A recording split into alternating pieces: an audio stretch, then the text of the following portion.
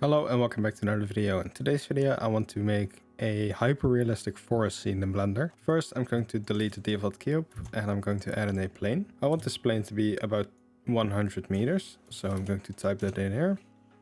Alright, I'm going to apply the transforms and I'm going to add in a geometry node setup right here and call this ground. Right now what I want to do is kind of displace this plane to be kind of foresty.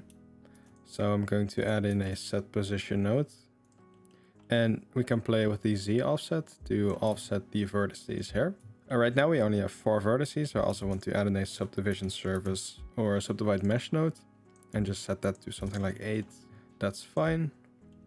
And now I can add in a noise texture, add in a combine XYZ node so you can change the Z value separately. And as you can see, we have some displacement going on. I can also add in a math node and set this to multiply to kind of intensify the effect. And something like this looks pretty okay for a forest floor, maybe a little bit less intense. Just a small base for the forest. Yesterday I made a mud shader, so I'm just going to import that. Alright, so here I have the mud material. If we go into rendered mode and disable scene world for a default HDRI, we can see the mud here. We can set our cycles to experimental and then add in a subdivision service modifier. Set this to simple and click adaptive subdivision. So we have some extra displacement as well. Alright, so now I want to add in some grass to this and maybe some leaves, branches and everything else we can find on a forest floor. So first I'm going to look at some reference and see what I need. So right here on Google we have some nice examples. For example, this looks really cool. So you have a lot of leaves, a lot of branches, a lot of sticks, a lot of dirt, some moss, just a lot of layers. So for me, I have the Botanic full add-on, which gives me access to a lot of really nice nature models. Recently, Blender Market had 10 days of free add-ons, and you could get G-Scatter, which also has some nice assets. But you can also find free assets on Sketchfab, CG Trader, from Quixel Mixer, or just Botanic free versions. So I'm just going to add in everything I need, and then I'm going to use that. So for my grass, I want some basic grass here. I also want some wild grass, and I'm basically going to add in every single thing I would want or need, and then later I'm going to make a scattering system with this. Alright, so I think that should be all. So I have a lot of grass. I'll just zoom in for you so you can see. This is my collection. We have some taller grass, some nettles, some grass, some leaves, some twigs, and I'm going to scatter that all on my plane. So to do that, just make sure everything is in a nice collection like here, which Botanic does automatically. And then back in the geometry nodes editor, I'm just going to add in these collections. Using a collection info node, I'm going to find the collection I want, so grass first. And now we can use the instances here. Make sure you click relative and then separate children. Then what I want to do is this mesh, I want to add in some random points. So I'm going to do distribute points on faces. Add that in here. And we still want to have this geometry go out as well. So just add in a join geometry node. So we just have both of these on top of each other. We can set the density to something like 1, just so we have a little bit less. And we can set this to random, doesn't really matter. So instance on points, add that in here. And use the instances from to the instance there. And now we have some nice grass going on here. And we can probably just shrink this plane a little bit as well. Alright, so now we have our grass on here. So for the rotation, we want to use the normal. So I'm just going to drag the normal over to the rotation, and that should be fine. And now we can increase the density here. Increase the scaling here if we need that. One other problem you might notice, you might also not, is all of the assets are in one place. We just need to select pick instance for that. So it only picks one. And then I can drag out of instance index and search for a random integer. And just set the max to how many assets you have, -1. So I have 4 assets. So I'm going to use the max of 3. Anything above 3 doesn't really matter. Anything below does matter. Oh, we can use the seed as well. And that should be fine. I also like to drag out of the scale, add in a combine XYZ, just so I can set the scale to a single value and just set that to 1. And we can just put that into the geometry input there. That's the same. All right. So just rename that here, call this scale, just set that to 1. And now we have the grass scale we can control here. We can change the density to cover it a little bit more. And that should be it for our grass. Now I want to add in the rest, and we can just do that in the same way. So just duplicate these and add that to the joint geometry as well. Make sure you connect this to the distribute points on faces and select a different collection for this. Use a different seed and connect this again. Let's see how many we have here. So here I have 6 objects. So I'm going to set the max to 5 because the 0 counts as well. And if we look at this now, we can see it's scattered on here. One problem we do have is that it's going in one direction, so we might want to change that. We can just drag off of this rotation, so we can just search for a random value and then just do it the same for the rotation here. So combine XYZ, and we only want to change the Z factor because that's what changes it in that direction. And we just need a random value for that. And just set the value to something like 90, and that should be fine. Alright, in rendered mode it looks like this now. Now we just need the rest of the collections, so just duplicate this again and just set it up to use the weeds as well. Alright, so this is what I have now. I'm just going to clean up the node graph a little bit, and I'll be back when I've done that.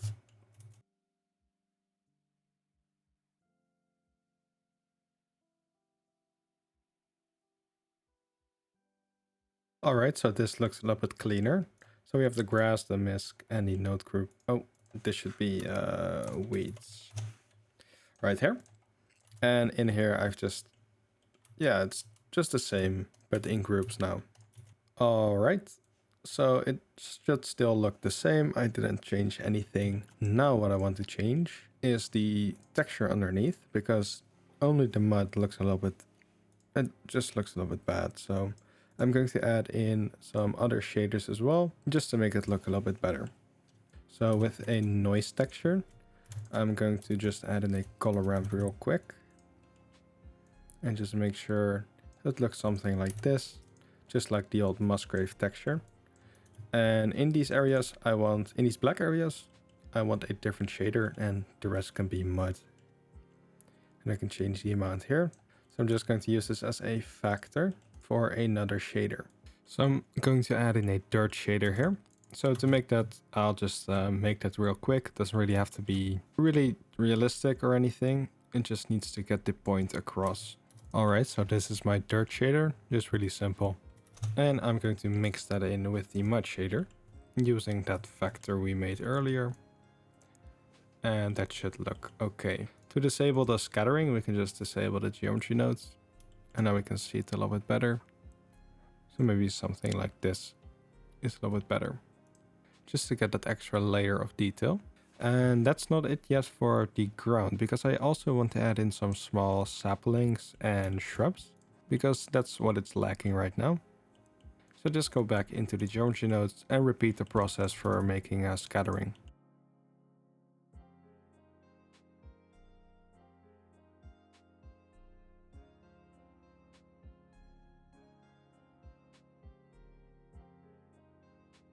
Alright, so this is where we are at right now.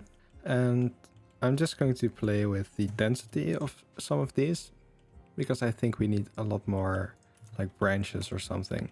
So yeah, I'm just going to play with that real quick and come back when I'm done with that. Alright, so I think this looks good for my ground.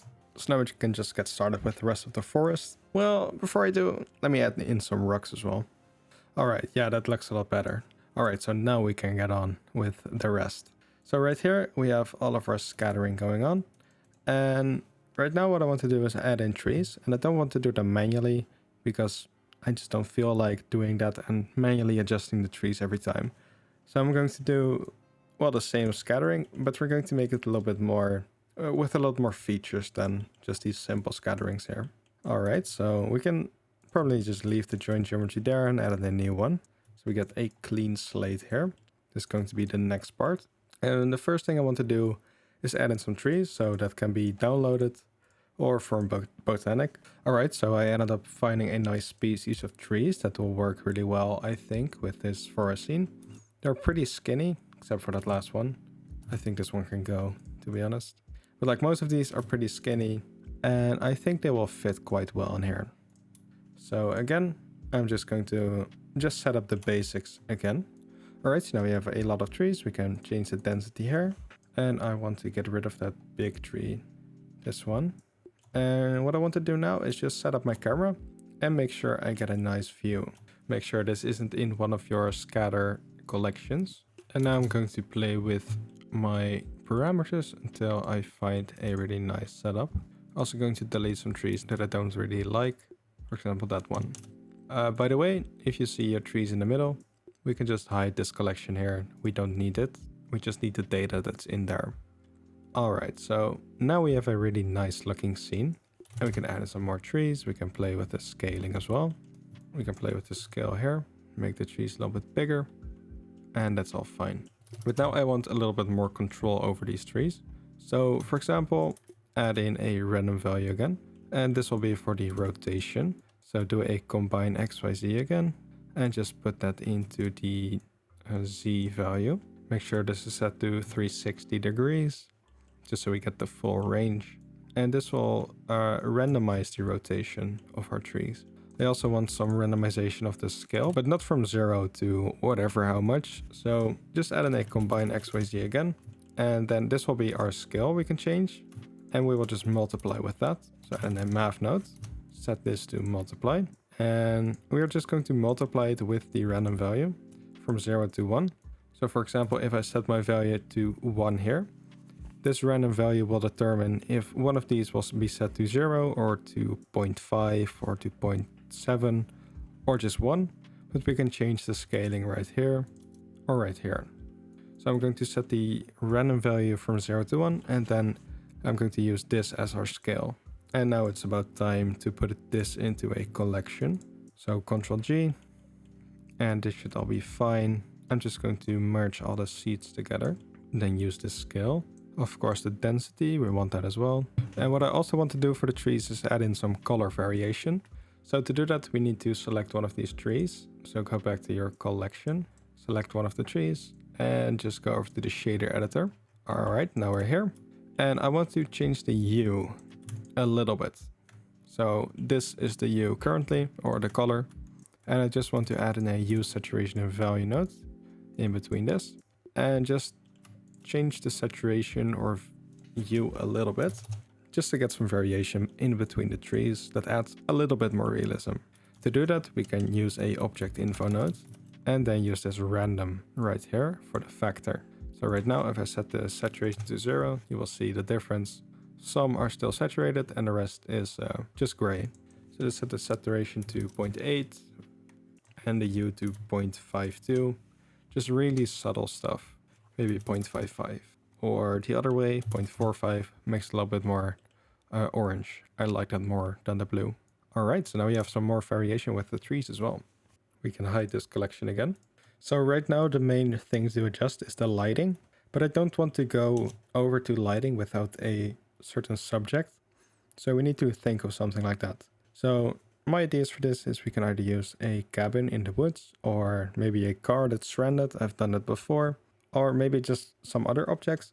But I'm just going to go over on Sketchfab or CG Trader and see what I can find, which we can put in here. Alright, so I totally forgot. I just have this big, medium, small collection. So I have this mule here, which I can use. And then we're just going to remove all of the stuff on there. Just hover over it, press L to select everything that's selected or linked, and just delete everything we don't want. Alright, so now we have a clean donkey, which is really cool. And we can just place that into scene. Alright, so now we can finally disable this scene world. So we have a completely black slate to work with. So now what I want to do is just add in lights where I need them. So I also have this add-on from the Blender Market birthday sale, which is better lighting. So I'm also going to use that to help me with this nice gobo. And then just make sure it's somewhere out of the scene. And just point it at our donkey. Keep it pretty subtle. Don't want it to be that bright. Maybe a little bit less warm as well. We can always change this later. So nothing is perfect from the start. This is probably not perfect either. I don't really like the shadow, so yeah, I'm probably going to change it. Okay, so maybe this is a good place for a secondary light. We can just duplicate this light and use it in a different position. I do like the really soft shadows on our subject. Alright, now a overhead light just to fill in the rest because it's really dark now. Just make that a little bit bluer so we get the blue shadows, which looks really nice. Maybe adjust the camera position a little bit as well with the composition guides for the thirds and the center. Just make sure that we have our subject nice in the middle. You could do a different composition, but middle compositions or center compositions just generally are really easy. So we'll stick with that for now. Maybe the eye at this point here. That doesn't look great. Oh yeah, that other point. I was looking at the center guides. Just viewing it from far. What I don't like is that it's so bright here. It feels really uneven. Just a tiny adjustment to the density here. It doesn't really help. Maybe a little bit less then. No, I think that this is fine. Alright, let's see if we can make this area light a little bit bluer. Or maybe a little bit stronger. Maybe 10,000. Let's see what we can do with the exposure. Not much. The exposure is okay. Let's see. Look transform. No, not really. That would be for post-processing. Alright, use curves. Dark, a little bit darker. Light, a little bit lighter. Light, a little lighter. No, without. And with. Okay, it helps a little bit. Tiny bit, tiny bit. Not much though. We'll take it. Okay, so lighting is really tough if you want to do this professionally. But I do really enjoy it though. It's really nice. I've been trying to learn more about lighting. If you go over my Instagram, I have posted the skull render I did. It was really useful. Learned a lot from that, from making that with the lighting. So yeah, that's really cool. All right, but I think my donkey is done. Maybe go over to the geometry node settings once again. And maybe making those rocks a little bit bigger. Just so we see them. Yeah, that helps. That helps. I'm not going to mess around with this much more. But yeah, for the render this set, now let's go over to compositing step. Wait, I'm not done. I have to render this and then tell you that you need to save this as either a EXR 32-bit or PNG 16-bit. Alright, and now I'll see you in DaVinci Resolve. Alright, so here we are in DaVinci Resolve, and I'm just going to drag in my donkey image, which I saved as a PNG 16-bit, you know the drill. I'm going to use this 16:9 so we get the black bars. I really like that. But I'm also going to make sure that my project settings are set at 4K, which is 3840 by 2160. So Ultra HD, just save that. Because we rendered it in ultra wide in Blender, it already set it to 4K. So we could do this, which is nice. Then what I want to do is not really do anything with this image itself, but just add in a adjustment clip. On here we are going to be doing all the effects just to keep it even more procedural. It's not really procedural, but it's just like, it's nice to have them separated so you can reuse it on a different clip as well. Now I'm going to go over to the open effects and look for some things that I want. Most of the time I use something like glow or a lens flare or light rays. Let's see what a glow does. So the glow can really help sell the idea of a really nice warm summer day. So I'm going to add that in. and just leave the color filter at white. That is fine by me.